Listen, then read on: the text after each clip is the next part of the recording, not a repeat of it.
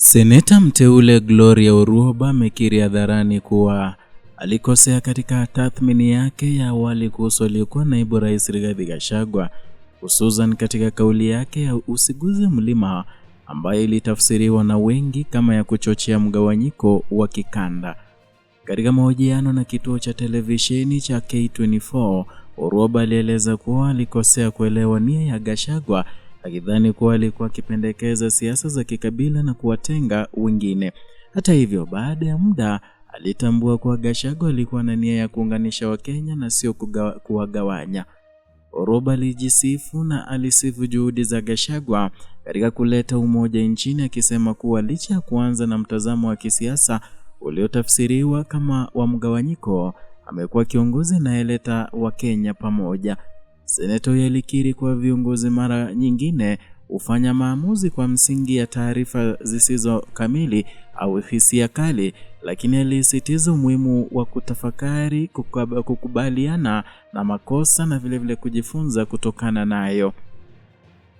Na katika miezi hivi karibuni, Gachagua ambaye hapo awali alikosolewa kwa kuzingatia siasa za Mlima Kenya pekee, amepongezwa kwa juhudi zake za kuwafikia viongozi wa jamii kutoka maeneo mbalimbali ya nchi. Hatua hizi zimechangia kubadilisha mtazamo wa umma kuhusu mtindo wake wa uongozi. Orwoba alihitimisha kwa kusema kuwa Kenya inahitaji viongozi wenye ujasiri wa kurekebisha njia zao na kuunga mkono umoja bila kujali asili yao ya kisiasa au kikanda. Na hii si mara ya kwanza kwa Orwoba kuwa katika mzozo wa kisiasa.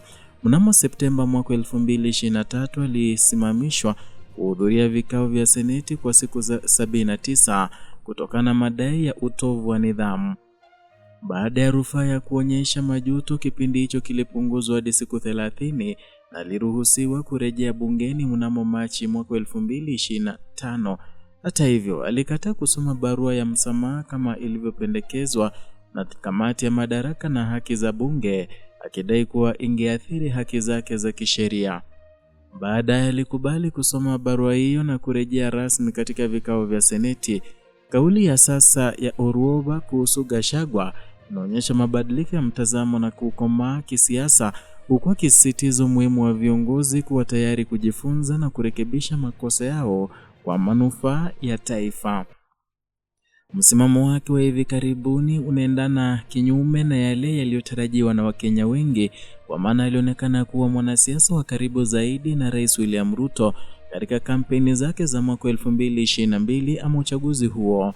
Lakini sasa mambo yamebadilika na inaonekana wazi kuwa Gloria Orwoba sasa hivi yupo upinzani, na vilevile anampigia upato zaidi alikuwa waziri wa usalama wa ndani Fred Okengo Matiang'i. Ikiwa wewe ni mgeni hapa na unapenda masuala ya siasa, basi hapa ndipo. Tafadhali subscribe.